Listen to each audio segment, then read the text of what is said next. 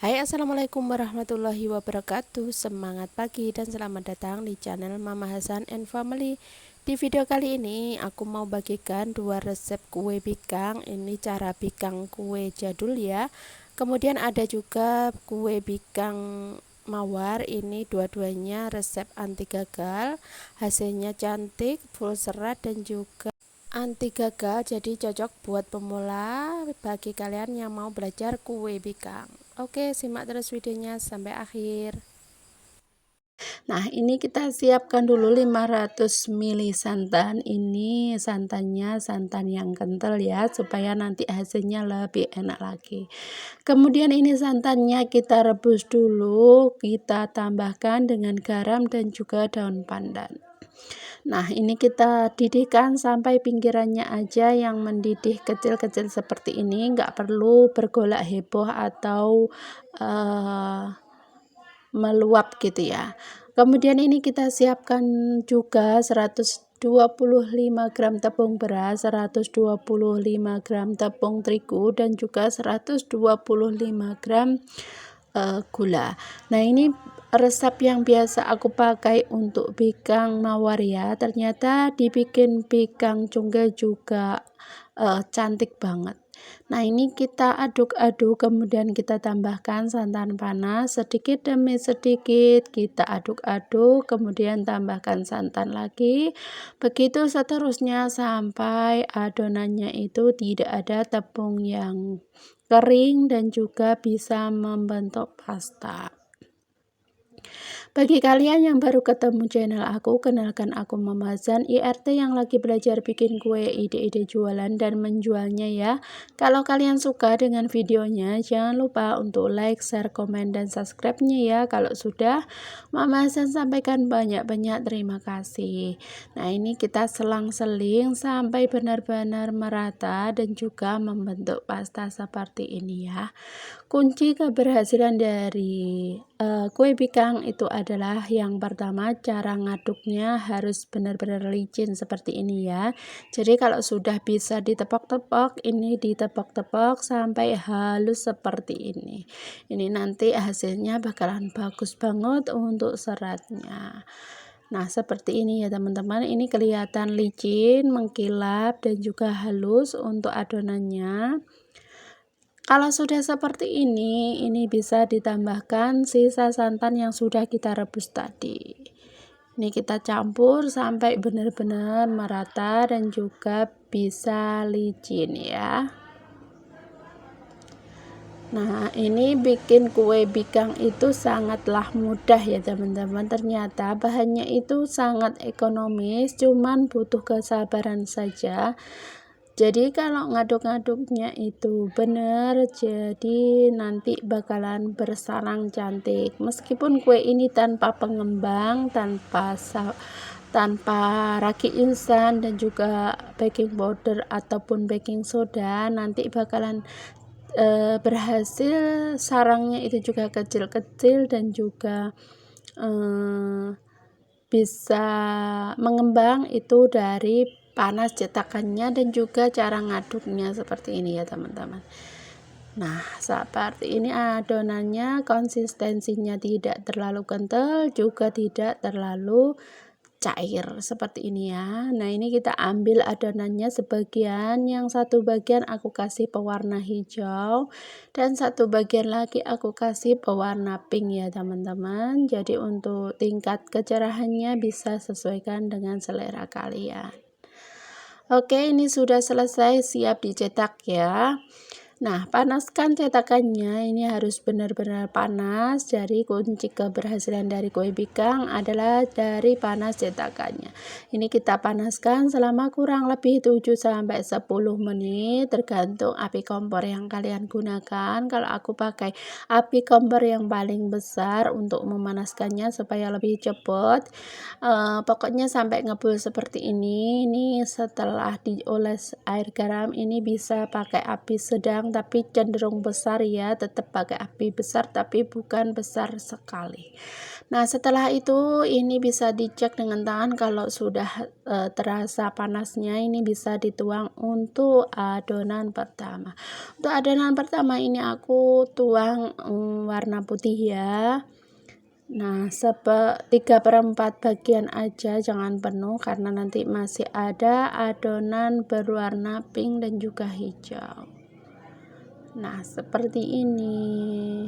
Kalau bikin bikang cungkil itu enaknya memang dimakan pas hangat-hangat ya teman-teman. Jadi biasanya kalau pedagang kaki lima itu biasanya jualannya itu bikang cungkil. Kalau aku biasanya kalau untuk isian snack box itu pakainya atau pesennya itu bikang mawar ya.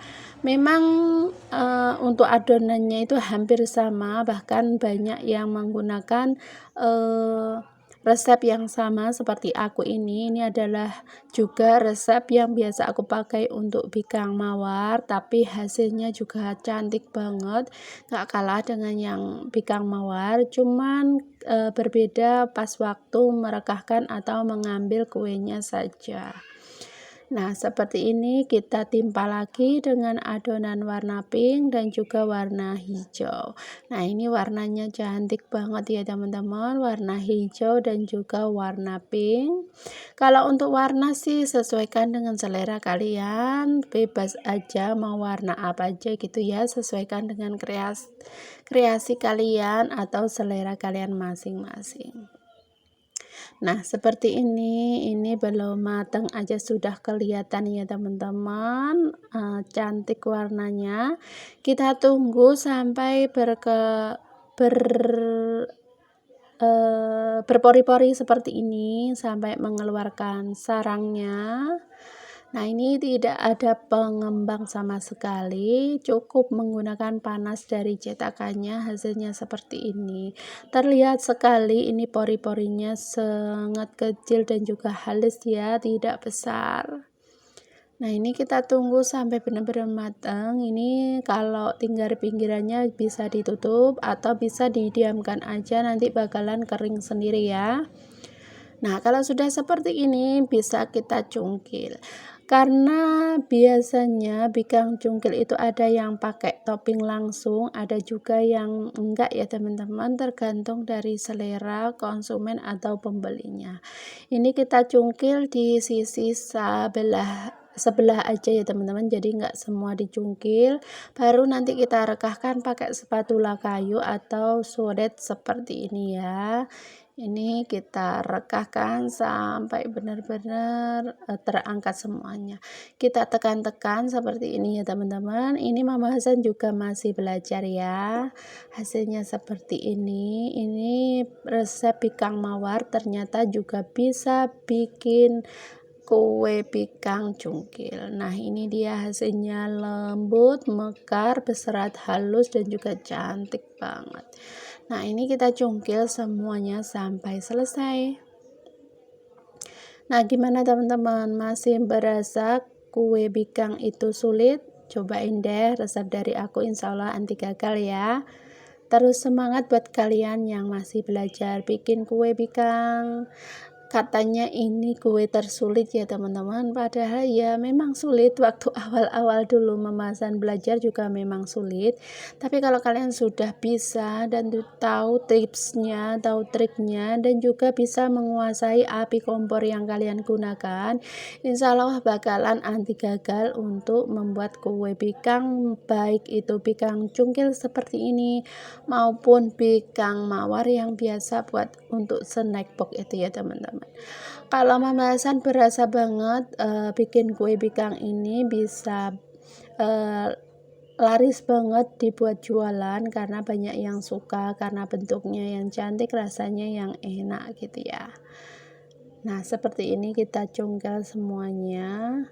Kalau untuk snack box biasanya bikang mawar itu lebih aku rekomendasikan ya kepada konsumen yang pesen ke aku, karena nanti seratnya itu lebih rapi lagi. Tapi kalau untuk bikang cungkil ini enaknya dimakan anget-anget, makan dadakan gitu enak banget ya teman-teman. Ada crunchy-crunchy-nya dan juga seratnya juga halus, ada kenyal dan juga lembutnya, pokoknya perpaduan yang pas banget. Nah, ini kita cungkil semuanya sampai selesai. Dalam satu resep aku menghasilkan sekitar 9 biji kue ya. Karena ini ukurannya jumbo, aku tadi nuangnya full ya. Ini hasilnya, seratnya bagus banget. Untuk bagian belakangnya juga tidak gosong, ketika disobek aja ini sudah kelihatan lembut, kenyal dan juga tidak keras sama sekali. Oke, terima kasih untuk kalian yang sudah nonton video aku dari awal sampai akhir. Semoga videonya bermanfaat buat kalian, bisa menginspirasi dan juga berguna bagi kalian. Lanjut ke resep yang kedua, yaitu bikang mawar. Langkah pertama, kita siapkan dulu 350 gram tepung terigu, kemudian 150 gram tepung beras, dan bahan kering yang terakhir ada 230 gram gula. Kalau suka manis bisa ditambah menjadi 250 ya. Nah, ketika bahan ini kita aduk-aduk dulu sampai merata. Nah, setelah itu baru kita siapkan santan. Untuk santannya di sini karena menggunakan tepung terigunya itu lebih banyak, gunakan santan yang hangat kuku ya teman-teman. Jadi jangan panas seperti kalau kita bikin resep yang 1:1. Nah, santan hangat kukunya ini dituang perlahan-lahan, sedikit demi sedikit. Kita aduk-aduk, kemudian ditambah lagi sampai membentuk seperti pasta seperti ini ya teman-teman. Jadi ketika diaduk kemudian ditepok-tepok, nanti ketika sudah membentuk pasta dan mudah untuk ditepok-tepok gitu ya. Bagi kalian yang baru ketemu channel aku, kenalkan aku Mama Hasan and Family. Jangan lupa untuk like, komen, dan subscribe-nya ya. Kalau sudah Mama Hasan sampaikan banyak-banyak terima kasih. Kalau adonannya sudah seperti ini kita bisa lanjut mengaduknya, ditepok-tepok secara cepat seperti ini sampai adonannya itu benar-benar halus, licin dan juga mengkilap ya. Itu tandanya adonannya sudah benar-benar kalis. Jadi kalau ditepok manual harus siap-siap, tangannya harus kuat ya karena nanti bakalan mempengaruhi untuk tekstur dan juga seratnya bakalan bagus kalau ditepok-tepoknya itu sampai kalis, licin dan juga mengkilap. Kalau sudah ini bisa ditambahkan santannya bertahap juga, sedikit demi sedikit sampai adonannya itu tidak terlalu kental dan juga tidak terlalu cair ya. Nah, kalau memungkinkan atau mau bisa disaring seperti ini biar hasilnya itu benar-benar halus, tidak ada tepung yang mengendap di bawah atau yang kurang tercampur merata, itu yang bergerendil gitu ya teman-teman. Nah, setelah itu ini bisa didiamkan atau langsung dicetak, asalkan ditepok-tepoknya sudah benar-benar bagus, elastis dan juga licin, ini bakalan bagus juga untuk hasilnya. Untuk kali ini aku mau warnanya yang simple aja ya teman-teman. Warna dasarnya itu putih, kemudian untuk warnanya itu merah atau pink aja. Ini cocok buat pemula yang masih belajar bikin kue. Jadi ini simple ya teman-teman. Jadi cukup 2 warna saja, warna utamanya putih dan juga warna yang satunya itu merah buat pewarna aja.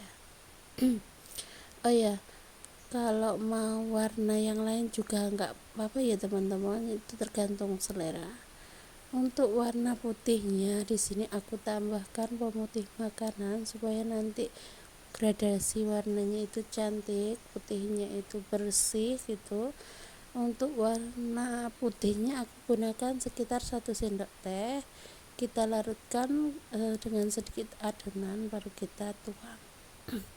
Nah, untuk mencetaknya di sini aku panaskan cetakannya sampai benar-benar panas, baru dioles dengan air garam.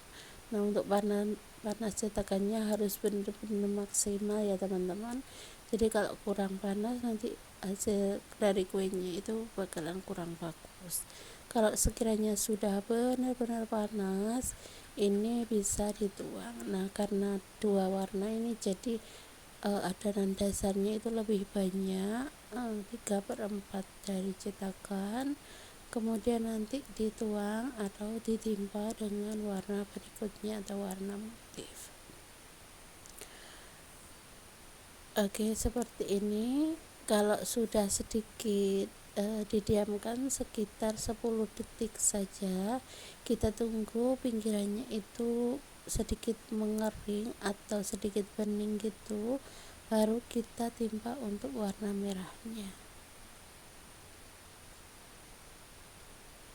Oke, pelan-pelan ya teman-teman. Jadi ini biar motifnya tidak tenggelam atau tidak mencampur. Nah, kita tuang adonan warnanya bertahap, sedikit demi sedikit dan merata ya kalau bisa. Untuk bagian tengahnya kita tunggu sampai benar-benar mengering, sampai permukaannya itu benar-benar keluar semua sarangnya, tidak ada bahan yang basah. Nah, ini kita lihat ya teman-teman, ini bakalan bagus banget karena gelembung-gelembung udaranya atau sarangnya itu keluar dari tengah. Kalau tinggal pinggiran yang kurang kering, bisa ditutup sebentar saja supaya matangnya merata. Setelah itu kita buka dan kelihatan ini sudah matang sempurna. Kita tutup lagi dan ditaruh di wadah yang diisi dengan kain bersih dan juga air ya. Ini bertujuan supaya nanti kuenya itu benar-benar mudah untuk dikeluarkan. Kita tunggu, kita rendam untuk cetakannya sampai benar-benar hangat ya, jadi nanti mudah untuk mengeluarkannya. Nah, untuk cara mengeluarkannya ini gampang banget. Ini pakai sendok aja, disisir untuk bagian pinggirnya, kemudian dicungkil. Nah, ini dia hasilnya, cakep banget. Untuk bagian belakangnya itu tidak gosong, mulus, glowing ya. Jadi meskipun cetakannya itu dipanaskan benar-benar panas sampai hitam seperti itu, tapi asalkan dituangnya pas adonannya pas cetakannya sudah benar-benar panas, nanti bakalan cepat untuk proses pematangannya. Untuk bagian permukaannya juga matang sempurna gitu ya. Jadi bersarang dan tidaknya kue bikang itu bukan dari obat atau pengembang yang lain, dari cetakannya yang panasnya stabil ya. Oke, ini sudah aku sepil atau sudah aku cungkil semuanya, baru ini kita rekahkan. Nah, untuk merekahkannya seperti biasa kita gunakan tutup botol, kemudian kita rekahkan seperti ini. Hasilnya cantik banget, putihnya itu putih bersih dan juga warna merahnya itu juga cakep banget ya. Nggak terlalu ngejreng, soft, halus untuk warna merahnya. Nah, ini kita rekahkan semuanya. Untuk hasil seratnya ini juga cantik banget, halus, kecil-kecil dan juga rapat. Nah, gimana teman-teman, resep kali ini mudah banget ya. Kalau kalian suka dengan resepnya, jangan lupa untuk like, share, komen, dan subscribe-nya ya. Kalau sudah memesan, sampaikan banyak-banyak terima kasih. Kalau kalian suka tekstur yang lebih empuk dan juga lembut, kalian gunakan tepung terigunya full ya. Itu resep pakai satu tepung terigu itu juga bagus banget. Tapi kalau mau teksturnya itu lebih kecil-kecil lagi dan juga nggak terlalu lembut, itu bisa gunakan tepung terigunya di mix dengan tepung beras seperti ini ya teman-teman. Oke, ini sudah selesai. Dalam satu resep aku menghasilkan sekitar 20 biji kue pika. Mohon maaf bila ada salah kata. Terus dukung Mama Hasan and Family dengan cara like, share, komen, dan subscribe. Sampai bertemu di video selanjutnya. Wassalamualaikum warahmatullahi wabarakatuh.